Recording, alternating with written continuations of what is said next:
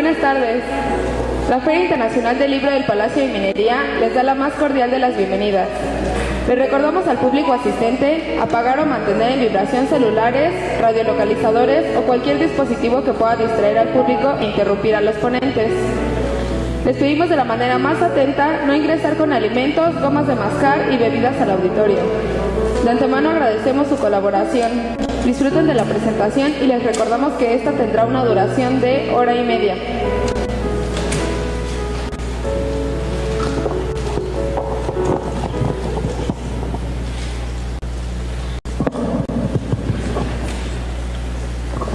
Buenas tardes, queremos darle la más cordial bienvenida a nombre de la Feria Internacional del Libro del Palacio de Minería y de Penguin Random House, grupo editorial, a través de su sello Alfaguara Infantil y Juvenil, a una presentación muy especial para nosotros, Ciberespías al Rescate en Busca de Sam, de Lidia Cacho, para quien pedimos por favor un fuerte aplauso.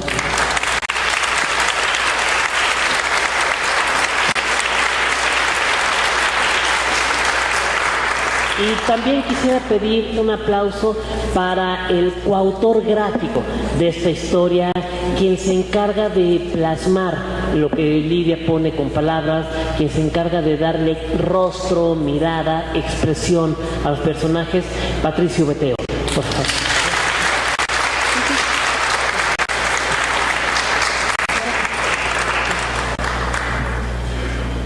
Para nosotros es una presentación muy especial. Mucha gente a lo mejor pensará, Lidia Cacho haciendo obra para niños, como si las obras para niños fueran algo despreciable o cosas menores. Yo estoy seguro de que Lidia, espero que después nos cuente, sufrió un poco para escribir esta historia, porque lamentablemente tendemos a hacer menos a los lectores infantiles. Tendemos a creer que si es algo para niños, pues es algo fácil, y si mientras más chiquitos mejor. Se les olvida a la gente que los niños, aun los más pequeños, son seres pensantes. Lidia Cacho, esta es la segunda historia de esta serie, que inició con el rescate de Kayla, y ahora nos presenta En Busca de Sam.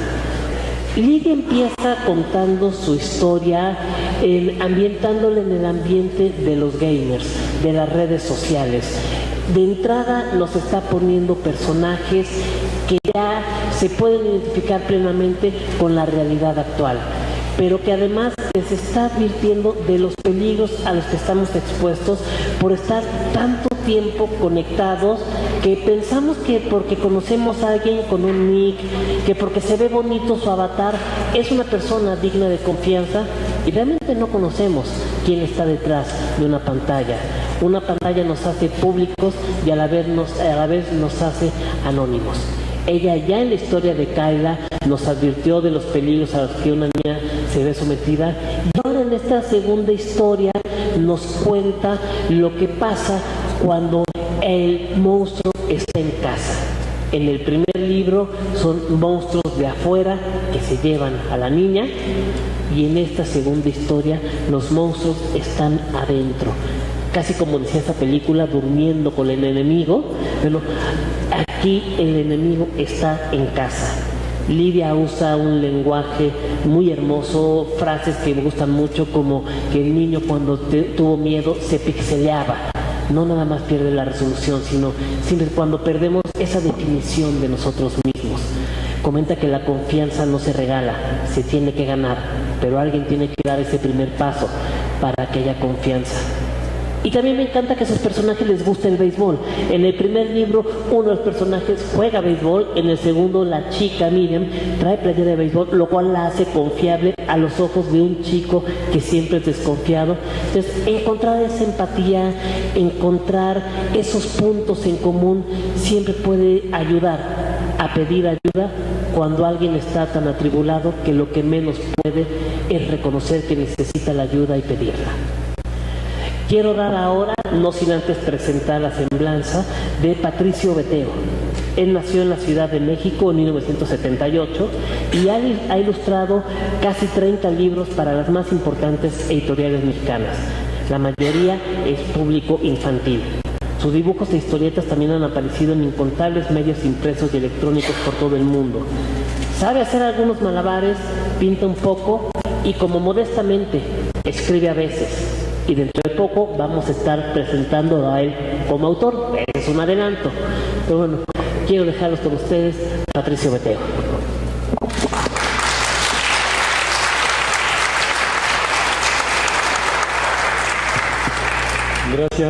Gracias a todos por venir, sobre todo a esta hora que o bien acaban de comer o están famélicos, así que dobles gracias.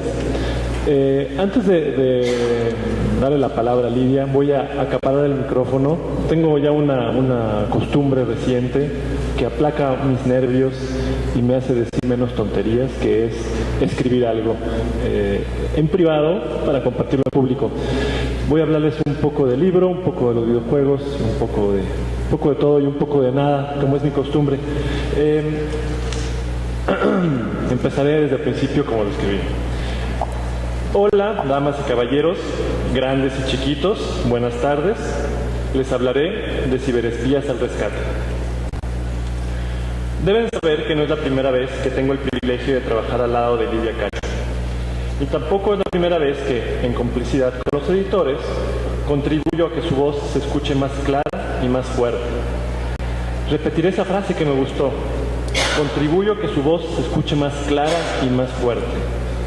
Porque los ilustradores, entre otras cosas, hacemos eso. Magnificamos las voces de los escritores. Donde hay emoción, ponemos un color. Donde hay una descripción, ponemos un rostro. Donde no hay nada escrito, ponemos algo. Y a veces donde hay algo escrito, a veces no ponemos nada. Pero bueno, ya estaríamos hablando de ese ping pong que sucede entre la imaginación del lector, del escritor y del dibujante. Y así no vamos a acabar nunca. Así que mejor hablemos de este libro en particular. ¿De qué trata este libro en particular? Trata de las cosas invisibles. Esas cosas que tienen mil caras y que, por desgracia, encuentran la forma de filtrarse en las casas de las niñas y los niños. Este libro en particular trata sobre el monstruo del abuso y el maltrato, una bestia roja y confusa. Una especie de gorila con cabeza de alien, una criatura cruel, pero sobre todo triste, porque le queda muy poco de humano y tal vez sea demasiado tarde para rescatarlo, ¿o no? Miriam, Bruno, Kayla y el resto de la pandilla son nuestros héroes en esta aventura. Ellos quieren regresarle lo humano a aquello que es monstruoso. Ellos rescatan, se arriesgan y nos ponen a pensar. Estos niños canijos son profesionales de la imaginación, deben saberlo.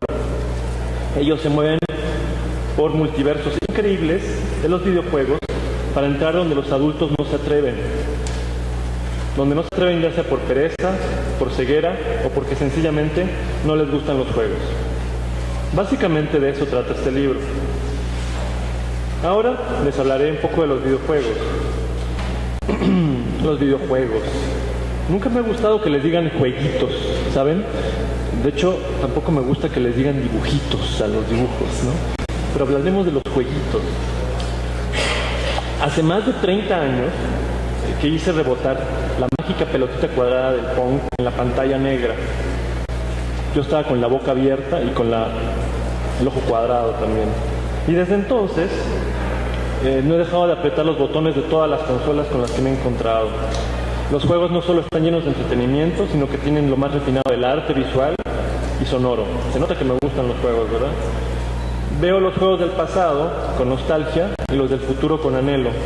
Y también veo que ya no tengo tiempo para jugar, pero siempre tendré tiempo para hablar de los juegos. Por ejemplo, en los juegos, en los videojuegos, en los jueguitos, están metidas las mitologías clásicas y modernas.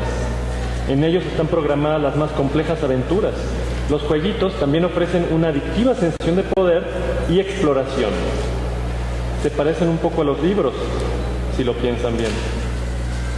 Pero hay una característica de los videojuegos que no existen en los libros. En los juegos existe el trabajo en equipo y la resolución de conflictos en tiempo real. Y eso es justo lo que Lidia logra transmitir a la perfección en Ciberespías al Rescate.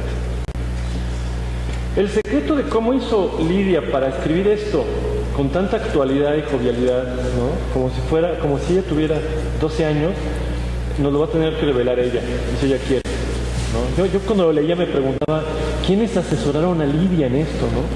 Decía, seguro sus asesores me pondrían una paliza en el Street Fighter, ¿no? O en el Destiny 2, ¿no? Para no sonar tan anciano, ¿no?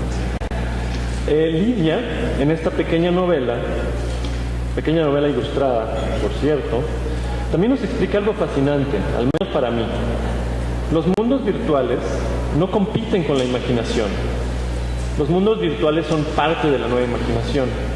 Y en Ciberespías al Rescate, la realidad aumentada está entremezclada con la realidad fracturada. Esa realidad donde habitan los monstruos de carne y hueso, escondidos en todas las fisuras. Es una idea brillante de veras, y ahí es donde comienza la batalla. Ojalá mis dibujos sean dignos del importante mensaje de Lidia.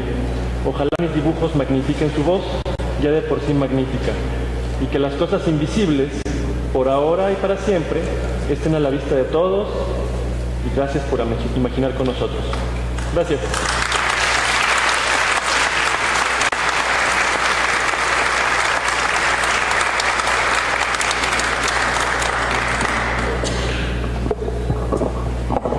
Bueno, creo que ahora llega el turno de esperar a quien tiene un gran poder de convocatoria, y si no, miren lo lleno que está esto, que además es sensacional que haya sido aquí en la capilla, porque los aplausos se escuchan increíble con esta acústica, para que les dé envidia a los de los otros salones.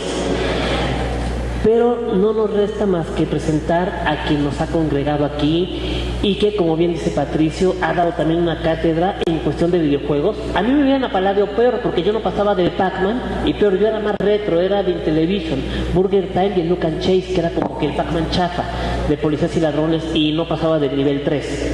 Mi papá llegaba al nivel 6 porque no nos dejaba jugar, condenaba. Pero bueno, no resta más que presentar a Lidia Cacho, escritora y periodista especializada en derechos humanos, ganadora de más de 50 premios internacionales, entre ellos el UNESCO Guillermo Cano a la valentía en el periodismo. Es embajadora Corazón Azul para la ONU por su trabajo contra la trata de personas. Ha publicado 12 libros que se han traducido a 20 idiomas. La mayoría de ellos son bestsellers. Para mí lo más fácil en ese momento es decir las 4 palabras por las que me han pedido que venga. Con ustedes, Lidia Cacho.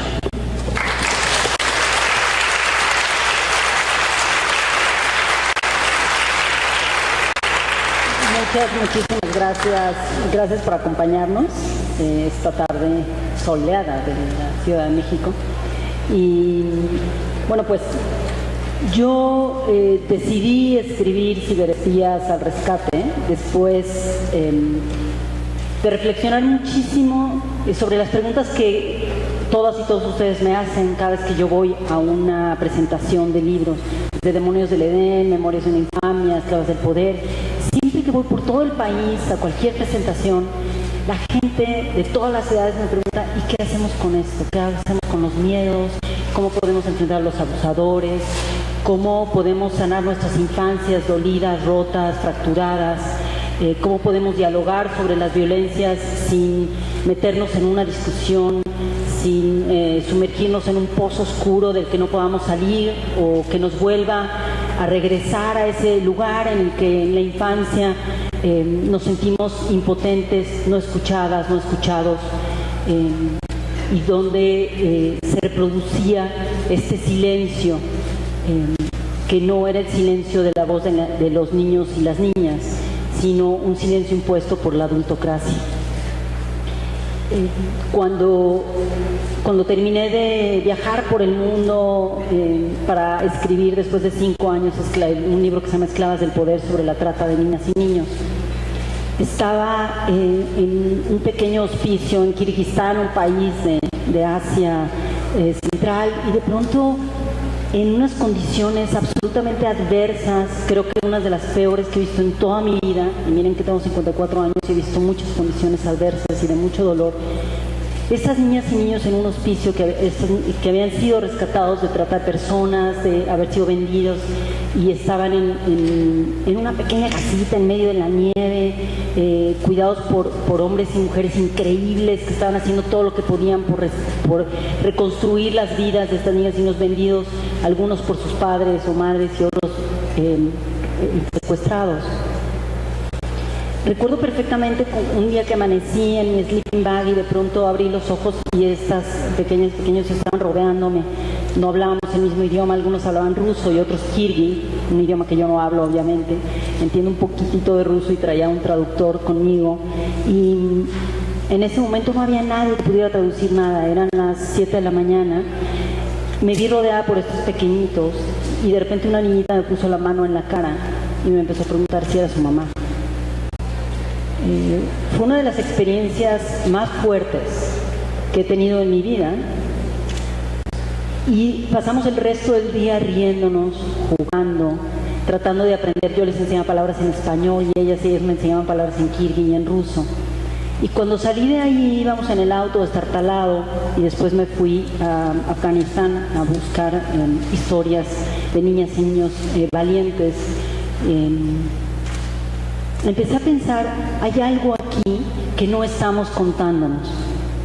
¿Por qué hay tantas personas que a pesar del sufrimiento de la infancia lo pudieron superar? A pesar de que su padre, su madre, su abuela, un maestro, una maestra, alguien le dijo, no hables sobre lo que te sucedió, no hables sobre el abuso, no hables sobre la violencia. ¿Por qué la capacidad de los seres humanos, desde pequeñitas, desde pequeñitos, para sobrevivir las violencias más aterradoras?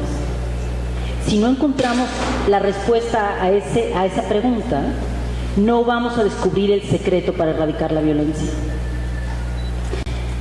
Una de las formas más importantes para mí de sanar cualquier forma de agresión o violencia, como la que muchas y muchos de nosotros hemos vivido, como la que estamos viviendo con unas condiciones políticas brutales como estas, o como las que viví yo por haber escrito Demonios del Edén, la tortura, la persecución, el encarcelamiento, es justamente la capacidad que tenemos para sentir que los otros y las otras nos miran, la capacidad que tenemos para sobrevivir, para seguir adelante, para creer que la vida vale la pena.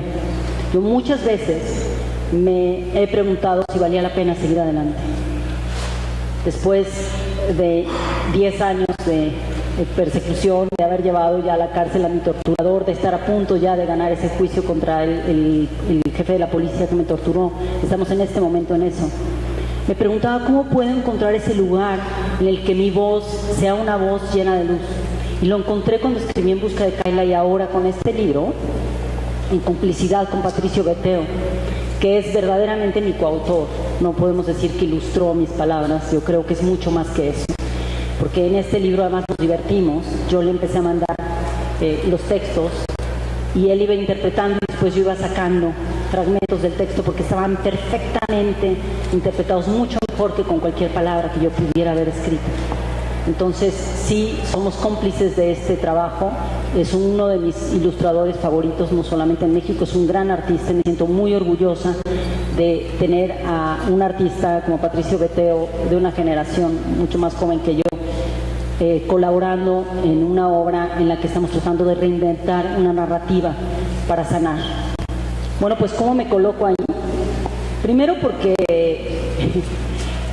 me encanta escuchar a las niñas y a los niños, y entonces cuando empecé a investigar asuntos de ciberpornografía infantil y demás en 2003, ya hace muchísimo tiempo, mis amigos hackers me explicaron cómo hacerlo, y entonces entré en el mundo de los gamers como una observadora, y de pronto descubrí que esos universos ayudan a millones de niños y niñas, de jóvenes también, a sentirse que pueden hacer algo frente a una realidad virtual cuando viven en países, no solamente en México, en los que se sienten incapaces de transformar esa realidad, porque los poderosos parece que quieren impedirlo todos los días. Entonces, bueno, pues sin decirle a nadie, como muchas cosas que hago en mi vida privada para guardar esta vidita personal, empecé a divertirme muchísimo con los videojuegos y jamás imaginé que iba a terminar escribiendo este libro. No tuve ningún asesor ni asesora de videojuegos. En realidad lo que hice fue entrevistar a algunas personas que son expertas en esto, en educación, para poder tener argumentos más sólidos. Creo que no podemos desestimar, ninguna persona adulta puede desestimar las necesidades que tenemos, que tienen las niñas, los niños y los jóvenes, para entrar en realidades que les permiten ser valientes y salvar al mundo. Y de eso se trata Ciberespías al Rescate. Se trata de volver a la infancia, de volver a la niñez, de volver a la juventud y de acordarnos ese momento de nuestras vidas cuando fuimos valientes. Todas y todos tenemos un momento en la historia de nuestras vidas. No teníamos 6, 8, 10, 11 años, en que desde haber salvado a un pequeño animal hasta salvar a una persona, hicimos un acto de valentía impresionante, sin que nadie nos tomara una fotografía, sin que nadie lo narrara, pero se quedó en nuestra personalidad y nos hizo saber que podríamos cambiar las cosas. Y de pronto la narrativa de los adultos empezó a presionar y a presionar para hacernos creer que el mundo no va a cambiar nunca, porque un puñado de poderosos corruptos, mentirosos, que no quieren escuchar a los niños y las niñas que dicen la verdad y que miran el mundo de una forma mucho más auténtica, transparente y crítica, pueden. Entonces, en Ciberespías yo intenté sentarme en mi estudio en Cancún, encerrada, y volver a tocar a esta niña que soy, y creo que llegué como a los 14 años más o menos, ¿no? ¿Tú crees? ¿Sí? Como 14 años más o menos. Y desde ese lugar escribí este libro. Es decir, volví ahí porque de pronto dije, a ver, lo que me preguntan en todas las presentaciones es ¿cómo le hacen? Me lo acabo de preguntar en una presentación anterior del libro de Fer Rivera Calderón, una chica súper joven, me preguntaron, yo quiero ser como tú, ¿cómo le haces para ser tan valiente? Y pues todos los días me pregunto, ¿cómo voy a hacer para no tener miedo para enfrentar al poder? ¿Y cómo voy a hacer para divertirme mientras enfrento al poder? Eso es lo que hacen los niños y las niñas.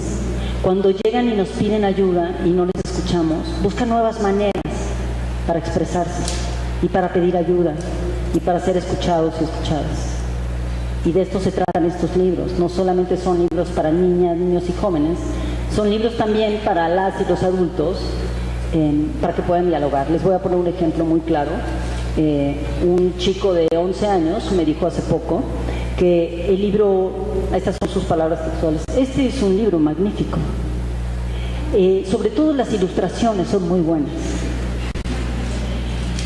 El chico que presentó el libro en la Feria Internacional en Guadalajara hizo una crítica maravillosa y de pronto volteó a ver al público y les dijo, ustedes van a creer que esto es muy infantil, pero les voy a decir por qué este libro es importante. Y nos dio una cátedra sobre cómo no tenemos de pronto la capacidad para volver a ese momento de nuestra niñez en el que teníamos capacidad de dialogar y si no, al menos capacidad de jugar a cambiar al mundo y de jugar a ser súper valientes y superhéroes o superheroínas. Todas y todos lo hicimos en algún momento, ¿sí o no? Más o menos. Más o menos. Un poquito. A veces en silencio, a veces en voz alta. Bueno, pues de eso se trata Ciberespías al Rescate. Para las personas que no conocen los videojuegos o que les tiene un poco de miedo o que los critican porque no los conocen probablemente, al final del libro tenemos una larga descripción de cómo entender los videojuegos, del lenguaje de las y los gamers para que puedan dialogar con sus hijos e hijas. Una mamá me dijo también en la presentación de Guadalajara, sentía que antes de ver el libro, de leerlo, sentía que su hijo se encerraba en el cuarto y que se iba a volver un niño como raro y que no era posible que estuviera jugando videojuegos, que a lo mejor se le iba a deformar la mente y que no iba a socializar y tal y cual. Y que leyó el libro y se lo dio a su hijo y de pronto empezaron a dialogar y pasaron toda una tarde después de un año sin que dialogaran verdaderamente, discutiendo, y el niño le decía, no mamá, mira, permíteme te explico, es que es así. Y la sentó a jugar un videojuego por primera vez en su vida. Su hijo tiene 14 años y llevaban varios años sin dialogar verdaderamente. De eso se trata este libro. Para eso soy periodista, desde hace 30 años. Soy periodista como una forma de servir a la sociedad, para trasladar las ideas de unos y otras, para tratar de encontrar las razones por las cuales hacemos ciertas cosas y para también transformar las preguntas de las y los demás en respuestas para quienes las necesitan. Y no sería posible hacer un libro como este sin la confianza de alguien como Patricio Beteo, que además resultó que era gamer, fue mi primera... Sí. Mejor tengamos para poder interrumpirnos. Sí, claro. Sí, yo cuando leí los primeros borradores del texto, además del mensaje y como de la importancia de esta aventura, entre comillas, ¿no? Que en realidad es un asunto de justicia, ¿no? y de romper la adultocracia, que me encanta ese término. También vi una cantidad de guiños que decían, eras como, Patricio, la pelota es tuya, ¿no? Tú haz con ella lo que quieras, ¿no? Porque Lidia no solo habla de los videojuegos con detalle, sino que habla de los videojuegos con detalle, pero sin detallar demasiado, ¿no?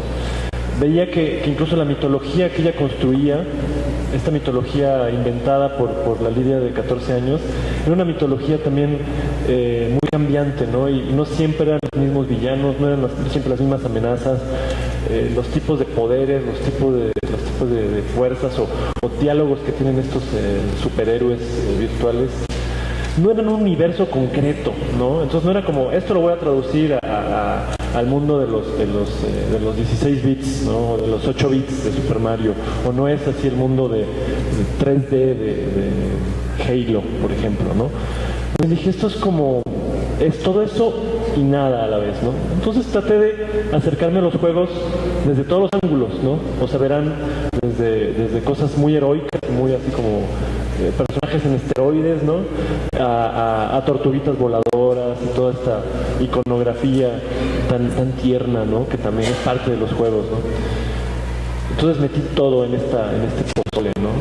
Me divertí mucho haciendo las guardas del libro, que las guardas del libro es como una especie de mosaico, que habrá quien lo vea y le preste atención, quien no, porque quien le preste atención va a encontrar guiños también secretos a una buena cantidad de juegos, ¿no?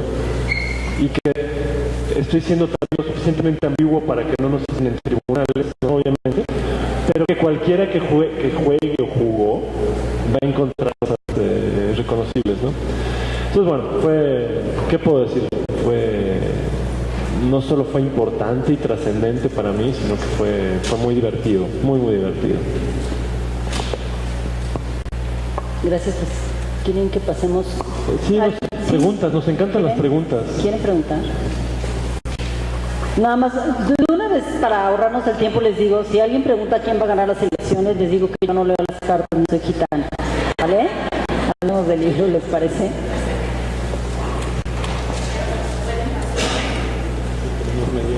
En lo que llega el micrófono les comentamos, aquí mismo se van a quedar Lidia y Patricio, no los vamos a dejar salir hasta que no firmen el último ejemplar. De quienes quieran adquirirlo, está aquí a la venta. Pueden aprovechar los autores, autora de texto, autor gráfico, para que autografiárselos. Esa es la pregunta. Bueno, sí, ante todo, gusto en volver a ver a Lidia, que bueno, también admiro mucho su valor y bueno, lo demás pues ya lo sabe. ¿Este libro para qué edades está dedicado? Más o menos aproximadamente. Gracias. Gracias, muchas gracias. Pues la editora que tenemos aquí enfrente diría que es un libro que no sigue las reglas, porque en realidad está como para niños y niñas de entre 10 y 70 años, más o menos. Entonces, a ver, Patricio, ¿tú qué opinas? Sí, totalmente de acuerdo. Bajo el entendido de que todos somos niños, el libro es para todos, ¿no? Entonces yo siempre he dicho que el niño siempre está ahí, todos somos niños, ¿no? No todos somos viejos, llegaremos, ¿no? Eso también tenemos oportunidad, pero todos somos niños, de facto. Y bueno, la otra cosa es que en realidad en nuestra sociedad la mayoría de gamers que verdaderamente saben cómo moverse en estos mundos tienen 40 años más o menos, 40 años, no quiero decir la edad de mi coautor, pero 39, 30, ya que... y les encanta. Me han tocado varios lectores que tienen 40, 36, 38, que les gusta muchísimo el libro. Y bueno, que también toca otros temas de los que no vamos a hablar porque ustedes los van a descubrir cuando lean el libro. Pero sí es un libro sobre la solidaridad y la empatía y la necesidad que tenemos todas y todos de mirarnos y ayudarnos a salvar el mundo. ¿Alguien más? Sí, claro, no es, para mí no era un libro sobre los juegos, sobre los videojuegos, ¿no? Eso sí es obvio, ¿no? Tanto así que yo también, nada más así un pequeño detalle, ¿no? Del libro, cada vez que salen píxeles, ¿no? Y que se pixelea, le da la pixelalia a Sam, los píxeles están dibujados, ¿no? O sea, yo podría hacer píxeles en 2 segundos con la computadora, pero decidí dibujar los píxeles, ¿no? O sea, no es orgánico, tiene vida, ¿no? Yo no quise representar el mundo de los videojuegos como algo estéril, sino como algo humano, ¿no? Entonces, eso, y se van a dar cuenta, ¿no? ¿Alguien más tiene alguna pregunta?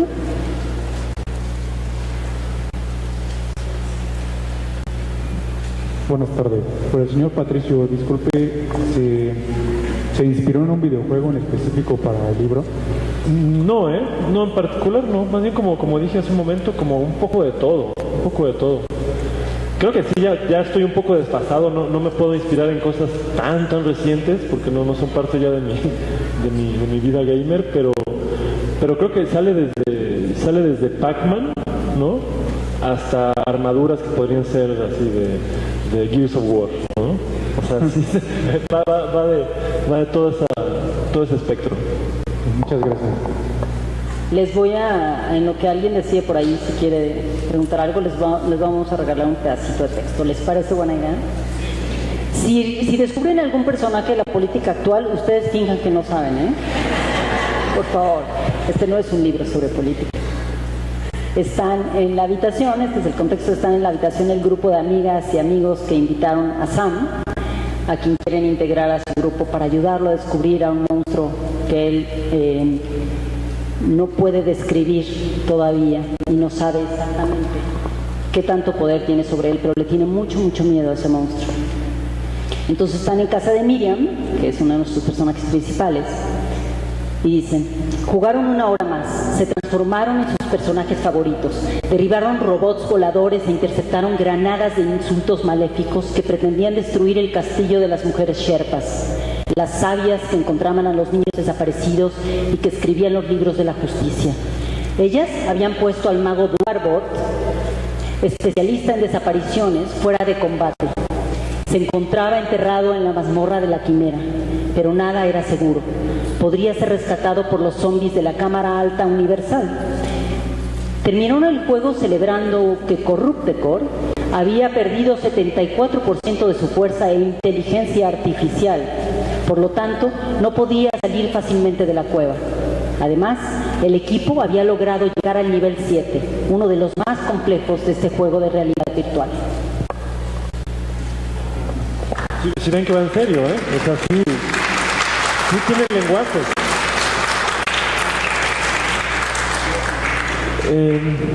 No. ¿Alguien por ahí tiene una pregunta? ¿Sí, preguntas? Sí, buenas tardes. Bueno, con respecto a tu libro, obviamente, sí, bueno, ¿qué sensación tuviste tú al como ver toda esa transición de cómo han cambiado los videojuegos, como ya lo mencionaban, desde Pac-Man, que era cuando existía Nintendo prácticamente, que eran juegos muy pixeleados y muy lentos, o sea, ver toda esa transición, bueno, incluso yo, que a lo mejor no soy millennial. Eres más joven que yo, puedes decirlo. Incluso es un poco de nostalgia, porque a mí también me tocó ese tipo de juegos, y ya ver ahorita todo ese cambio que ha ido existiendo hasta la realidad aumentada, o sea, sí es como que increíble. toda esa tecnología ha ido cambiando. O sea, obviamente eso tuvo que tener un impacto pues considerable al momento de tú hacer el libro, porque como mencionas precisamente ya muchos niños a lo mejor nada más le sueltan el iPad y eso, con eso se entretienen. Entonces, ¿qué sensación te produjo ver toda esa transición en el libro? Bueno, primero debo decir que me encanta. Cuando yo era adolescente, que fui una adolescente bastante rebelde, no se lo han de imaginar, ¿verdad? Piensan que era súper fresa. Me encantaba leer ciencia ficción.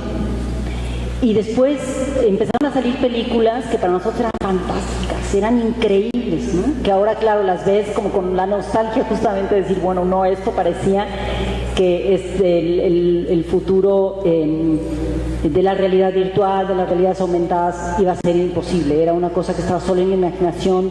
Además, debo decir, de algunos escritores que ya eran muy mayores cuando escribieron sus mejores libros de ciencia ficción, o escritoras también. Entonces, a mí me parece fascinante la manera en que las tecnologías han avanzado.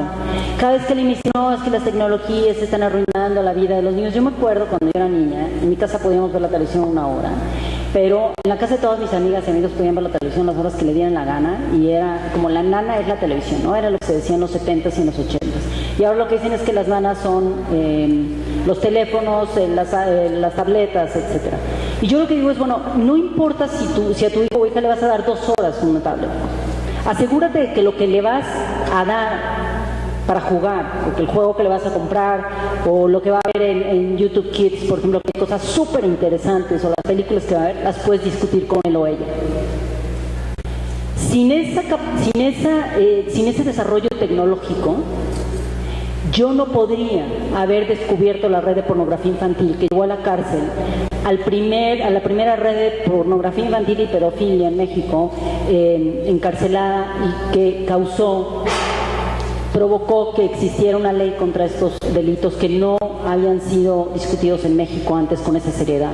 Si yo no hubiera trabajado con hackers para meterme a estas profundidades del mundo de la tecnología, no habríamos detenido a Zucca Arcuri y no tendría 112 años de prisión, que es una sentencia histórica en América Latina. Es decir, las tecnologías nos sirven también para ayudar a las personas, nos sirven para aprender. La mayoría de los videojuegos, incluso que tienen aspectos muy violentos, son representaciones virtuales justamente de la realidad, un poco lo que decía Patricio. Y lo importante no es si los ven o no los niños y las niñas o la gente adulta, es qué haces con esas historias. Es lo mismo que un libro, como bien lo dijo también Patricio. Cuando tú lees un libro que tiene muchísima violencia, por ejemplo, el libro del salvaje de Guillermo Arriaga, es un libro brutal, desgarrador, impresionante, que hay que leer, por cierto. Pero si alguien del futuro llegara y dijera, no, qué barbaridad, no den esos libros a leer porque pueden hacer que los niños se vuelvan malos, ¿no? O los jóvenes que lo lean, se equivoca. No es lo que estamos viendo o leyendo, sino es la manera en que discutimos, ¿no? En que analizamos, en que nos escuchamos y argumentamos sobre estas lecturas o sobre estos videojuegos. A mí me parece que es increíble lo que está sucediendo y que además para la ciencia, por ejemplo, va a ser súper útil, ¿no? Es decir, ahora ya sabes que tienen para ciertas enfermedades unos pequeñísimos pellets, ¿no? Que te pueden inyectar, que yo recuerdo haber leído en los años 70 que iban a existir y ahora existen. Esos científicos o científicas que los crearon leyeron, por cierto, ciencia ficción. Sí, totalmente de acuerdo, ¿no? Así en la ciencia y la tecnología está el progreso, no hay de otra. El pensamiento racional, ¿no? No el pensamiento obsesivo, ¿no? El entrar a estos mundos fantásticos y no salir de ellos, eso puede ser dañino. De la misma manera que puede ser dañino entrar en un comportamiento y nunca salir de ese comportamiento, o entrar a una sustancia y nunca salir de esa sustancia, ¿no? Entonces el salir, el discutir de ello y valorarlo desde fuera es todo lo que, digamos, es que es la solución para que pueda existir estos universos fascinantes que te quieres meter, ¿no? Y que también va a ser delicioso salir y volver a te meter después, ¿no? Y discutir de ellos afuera. Cuando empezamos a discutir de ellos adentro, ese ya es otro tema, ¿no? Por discutir de ellos afuera, ¿no? Entonces, sí, claro, yo ya dejé de tener sentimientos encontrados cuando veo a los chiquilines con el iPad, ¿no? Antes yo decía, ay, como que no está bueno. Pero no, en el fondo, creo que para todo también hay un off, ¿no? No es heroína, pues, no es una cosa que no puedas apagar. Siempre puedes interrumpirlo. Entonces es la voluntad lo que te permite salir y entrar, ¿no? Entonces, por favor, seamos niños con voluntad, ¿no? Niños valientes, ¿no?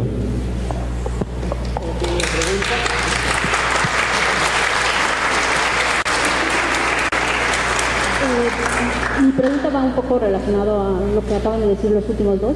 La primera es si el libro es un reconocimiento al Internet y a toda la información que se puede obtener de ella, o también si contemplaste el efecto burbuja, ¿no?, de los videojuegos, que a lo mejor tú ahí sí dentro del videojuego puedes resolver algún conflicto, pero en realidad pues tal vez no puedes enfrentarte al mundo. ¿Cómo haces ese balance? Y pues realmente si los videojuegos, o sea, si usaste algunas bases teóricas que indiquen que los videojuegos en sí pueden ayudarte a mejorar algunos aspectos de la vida de la vida. Claro, sí, por supuesto que sí. Justamente de eso va el libro. Va alrededor de cómo estamos entrando en estos pequeños universos, ¿no?, y salimos a la realidad. Cómo estos niños y niñas se enfrentan a lo que creen que es un monstruo que salió de un videojuego y poco a poco van descubriendo quién es verdaderamente ese monstruo, que es un ser humano de carne y hueso, y lo van describiendo. Entonces, sí, sin duda hay un viaje y un diálogo entre ese mundo virtual y el mundo real, y a veces se parecen.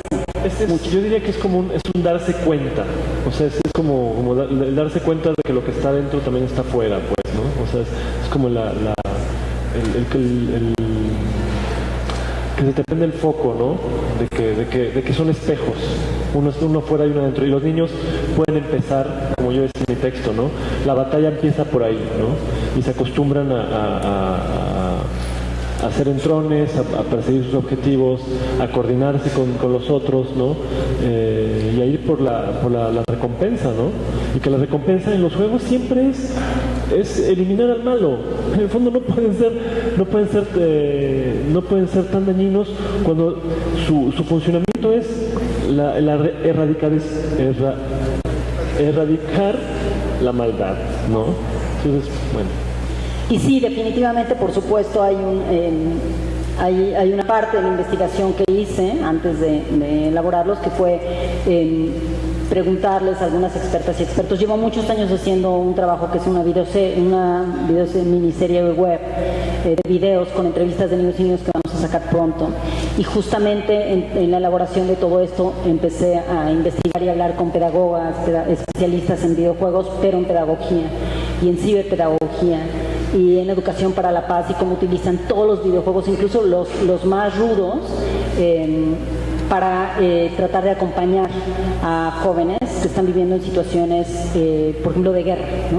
Y cómo les ha funcionado muy bien, como en situaciones de guerra con niños y niñas que tienen una crisis emocional muy fuerte, ayudarles con un videojuego para que acaben con el mal con el que los adultos en ese momento no pueden terminar, ¿no? Entonces sí hay un proceso definitivamente de investigación detrás de esto, por supuesto, que tiene que ver con eso, y lo van a notar si leen el libro.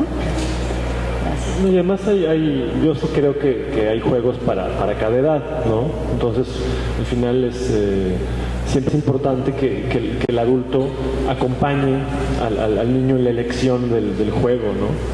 Entonces sí, yo creo que con eso ya la batalla está cubierta. Qué bueno que dices eso. Otra cosa que hice antes de que ya saliera a imprenta, digamos, el libro, fue pararme en varias tiendas de videojuegos. Me llamó mucho la atención las respuestas de la mayoría de vendedores son hombres, debo decir, de los vendedores jóvenes, que tenían clarísimo eso, dice Patricio. A veces se nos escapa, pero sí llegué a preguntarles sin decir nada ni quién era. La mayoría no sabía ni quién soy, y eso ayuda mucho a veces cuando haces preguntas. porque no se ponen nerviosos. Y me empezaron a dar una explicación y dije, a ver, si yo tengo un hijo, una hija de tal edad, ¿qué videojuegos me recomiendas? Entonces empezaron a hacer recomendaciones que ahora vamos a subir en mi blog, justamente estamos en eso, para poner las recomendaciones de los juegos, de las edades, etcétera, ¿no? Pero sí lo hacen, no todos, pero obviamente es cuestión de cómo preguntamos también cuando le vamos a dar a nuestros hijos e hijas o nietos o sobrinos o lo que sea un videojuego, o vamos a discutir la realidad de las violencias actuales concretas y luego podemos jugar a salvar el mundo y a ayudar a las y los demás. Porque más, ahora que lo pienso, si los gamers más viejos o con los que crecieron con los juegos tienen 40 años y los más jóvenes pueden tener 6 años, 5 años, ya están jugando, obviamente tiene que haber una variedad enorme de temas, como en las películas. Tú no le pones una película para un público de 40 años a un niño de 6, ¿no? No le vas a echar la culpa a la película de que el niño está viendo Rambo, ¿no? Pues más bien es que no es para ella, ¿no? Perdón la referencia, si no saben quién es Rambo, pero bueno, sí me entienden. Aquí había un señor, sí. Bueno, buenas tardes. Primero que nada, muchísimas gracias. Más que nada en lo personal por abrirme los ojos con tu libro de Los demonios del Edén, en donde yo me pude enterar de tantísimas barbaridades que hace e hizo uso del poder cierto despreciable tipejo que fue gobernador.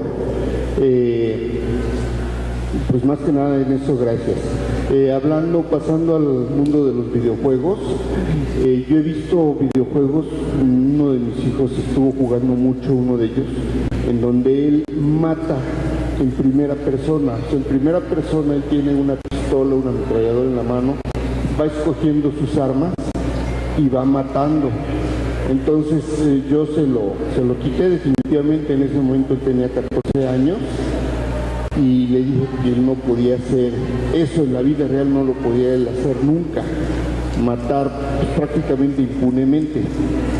Pero pues con el deterioro que ahora está apareciendo en nuestra sociedad, yo tengo 60 años, cuando era chico era rarísimo ver un asesinato en el periódico, en un periódico de esos feos amarillistas que se llamaba Alarma, o la prensa, y ahora resulta que prácticamente hasta en el periódico más serio, aunque sea escondidito, aparece un quemado, un decapitado. Entonces estamos viviendo un deterioro terrible de la sociedad. Y con lo que mencionaba Patricio también y tú, de que están o que se asesoraron con psicólogos para ver la psicología del juego, ¿qué tan grave es que una persona, digamos, no adulto, aunque tenga 17 años, 364 días, no adulto, esté jugando juegos en los que mata a primera persona, o mata él en primera persona, perdón? Resulta que sea grave o que simplemente esté desfogando su imaginación auxiliada por la computadora, por la televisión, por lo que sea, para que él pueda evolucionar y decir, bueno, ya lo hice en la vida virtual, pero ya sé que esto no es bueno en la vida real. Y pues también evitarles, o cómo evitarles, que no vean los puestos de periódicos, simplemente pasan y ven uno el puesto de periódicos, y aunque uno no quiera. Gracias. ¿Te puedo preguntar qué hizo? ¿Qué hizo tu hijo cuando le dijiste que ya? ¿Cuánto llevaba jugando ese juego? ¿Cuánto tiempo? Yo no sabía qué juego le estaba comprando. Okay. Todavía existía el famoso ese Blockbuster que ya desapareció. Y el juego lo compró usado. Okay. No me acuerdo qué juego es, y tenía 14 años. ¿Pero qué hizo tu hijo cuando le dijiste ya no puedes jugar eso? ¿Qué hizo él? Primero que nada, pues no lo podía echar a andar porque le pedía el Xbox, perdón por el comercial, una autorización de un adulto y de alguna manera la máquina dialogara con el adulto. Pues me estuvo rogando bastante tiempo, yo creo que un mes o dos, para que yo se lo autorizara. Le pregunté a una hermana psicóloga y me dijo, déjalo y ve lo que está haciendo. Pero ya cuando vi que el juego se ponía demasiado violento, porque empieza en un nivel bajo de violencia y al ir avanzando al quinto, sexto, séptimo se pone demasiado violento, decidí quitárselo, suspendérselo.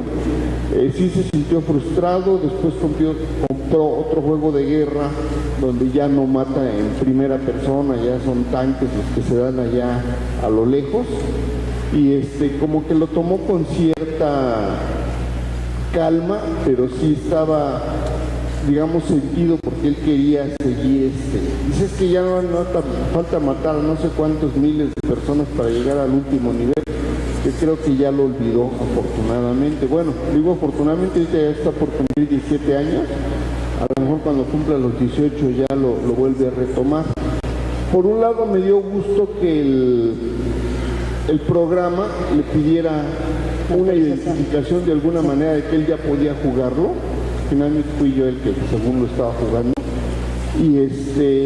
Pero yo digo, quiero saber si eso despega la violencia en las personas o nada más los hace desfogar la violencia para que en la calle sean más. Justamente por eso me asesoré con expertas y expertos en pedagogía. Gracias. Porque esa es la pregunta que tiene, por eso existe este libro, porque es una pregunta que tenemos millones de madres, padres, abuelitos, tíos, tías, etcétera. Es qué juegos sí, qué juegos no. Y todo empieza por la pregunta y por el acompañamiento, ¿no? ¿Vas a darle sí o no un videojuego? Cuando yo era niña, porque mi madre era psicóloga, y a mis 3 hermanos hombres jamás los dejó jugar con pistolas de plástico ni estas armas. Todos sus amigos jugaban con metralletas, pistolas, por ejemplo, yo creo que uno de los grandes educadores de la xenofobia era el programa de Custer, ¿no? Que era vamos a matar indios, ¿no? Entonces todos los amigos de mis hermanos y mis amigos hombres jugaban a matar indios. Entonces, claro, mataban indios, sí, allá, pero luego, en la realidad, todo el mundo decía, las personas adultas decían, híjole, van a matar indios, allá iban a venir a matar indígenas en México. Y la pregunta es, ¿cuál es la diferencia entre el que se volvió Chapo Guzmán y el que se convirtió en un profesor o una profesora que está salvando la vida o la dignidad de millones o miles de niños y niñas, educándolos toda la vida, ¿no? Y la gran diferencia está en que adultos le ayudaron a crecer, sabiendo que podía diferenciar entre la violencia real y la violencia virtual, y que podía aprender de eso, o sea, de esos personajes, diciendo esto es racismo, esto es xenofobia y esto es un juego. Incluso hasta con la misma literatura pasaba antes, ¿no? O sea, también culpaban a los libros y a las publicaciones de meter ideas nocivas, ¿no? En las cabezas de las juventudes, ¿no? Ahora, entre las y los pedagogos hay muchísimos videos muy interesantes de expertos en internet, están en YouTube o en TED Talks, algunos en inglés, otros en español, pero está bien claro esto. ¿Cómo trabajas con un hijo o una hija que tuvo acceso por sus amigos o amigas a este tipo de videojuegos hiperviolentos? Hay otros, por ejemplo, que ya han ido erradicando algunas marcas, justo por eso, que violan mujeres. Por ejemplo, hubo 2 que desaparecieron, afortunadamente por las denuncias que hicieron las feministas, pero existían, ¿no? Alguien los creó, que perseguían mujeres, en fin. ¿Qué pasa cuando tú vas a quitarle a un hijo o a una hija que piensas que tiene una adicción? Lo que dice Patricio es clarísimo. Si tú vas a trabajar con un hijo o una hija que tiene una adicción a alguna droga, no vas a decirle, no, bueno, se encierras en su cuarto. Eso no sirve de nada.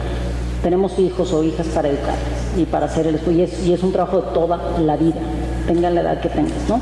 Entonces, una de las técnicas que utilizan mucho estos pedagogos es justamente pedirle hacer un intercambio de juego y una discusión después sobre el videojuego. Con este libro hemos logrado, desde que salió en noviembre, hemos logrado que muchos padres se acerquen, como les decía al principio, a esta discusión con sus hijos e hijas que creían que era imposible. Y para eso lo hicimos justamente, para tratar de dialogar de una manera divertida con estas fantasías y al mismo tiempo decir, tienes la opción. Creo que uno de los mensajes que nos mandan todo el tiempo estos personajes violentos del país, desde el narcotraficante más poderoso, asesino, el tratante de personas, el presidente de la República, el secretario de Gobernación y todos estos asesinos corruptos, los gobernadores que mandan desaparecer personas, que las asesinan, etcétera, etcétera, o que persiguen periodistas y tratan de matarlos o las matan o los matan. El mensaje que nos están mandando todo el tiempo es no tienes opciones. Y los mensajes de todos mis libros es todas y todos tenemos opciones. Y el mensaje de este libro en particular es las niñas y niños nos están pidiendo en este país que les demos la oportunidad de decidir dónde están las opciones, dónde hay elección y dónde necesitan protección. Por eso estamos reunidos esta tarde aquí, para decidir eso.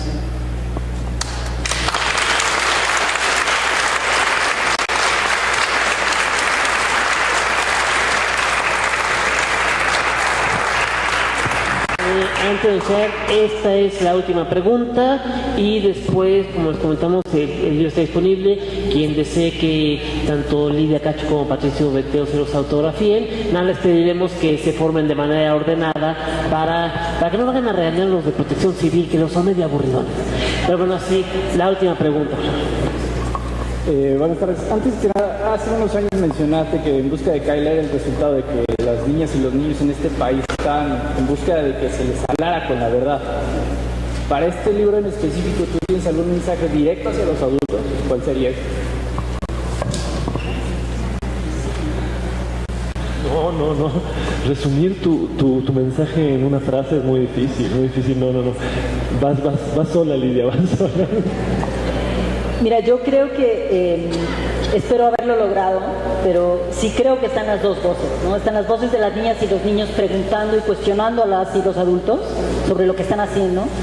Y eso sí es el resultado de mi trabajo periodístico, de esta miniserie que les cuento, de Somos Valientes, justamente porque cuando he estado entrevistando a estas niñas y niños por todo el país, en Sinaloa, en Guadalajara, en fin, todo lo que me dicen es...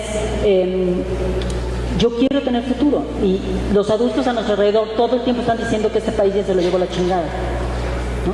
Que no hay manera de salir de esto. Entonces, podemos decirle algo a nuestros hijos e hijas sentándonos con ellos, pero lo que escuchan todo el tiempo en la sobremesa con los amigos, en la cena, en la televisión, en la radio, les voy a poner el ejemplo rápido de un grupo de niñas y niños ciegos a los que entrevisté. Una de las niñas hace un análisis de Trump impresionante, ¿no? Claro, uno diría, pero ¿cómo es posible? Porque la niña escucha todo el tiempo lo que está a su alrededor, mucho más que otros, ¿no? Entonces, este libro intenta hacer eso. Son las voces de las niñas y los niños tratando de salvar un mundo que los adultos no son capaces de comprender plenamente.